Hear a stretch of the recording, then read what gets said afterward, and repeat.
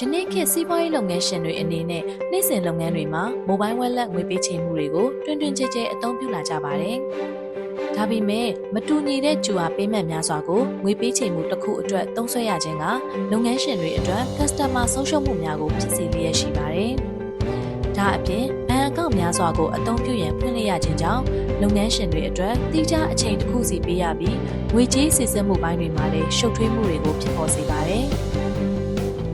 ငွေပေးချေမှုတိုင်းကိုရိုးရှင်းလွယ်ကူပြီးထိရောက်စေဖို့မတူညီတဲ့ဘဏ်မတူညီတဲ့မိုဘိုင်းဝက်လက်တွေအစားကျူအာကုတ်တစ်ခုတည်းနဲ့ချက်ချင်းဆိုသလိုငွေပေးချေနိုင်စေဖို့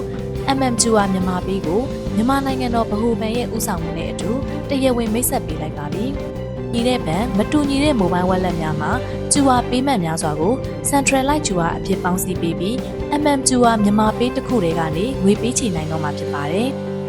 Instant ငွေပေးချေမှုများမှာလည်းမတူညီတဲ့မိုဘိုင်းဝက်လက်မှာကျူအာကုတ်ကိုမတူညီတဲ့မိုဘိုင်းဝက်လက်မှာတစ်ဆင့်ချက်ချင်းငွေပေးချေနိုင်မှာဖြစ်ပါတယ်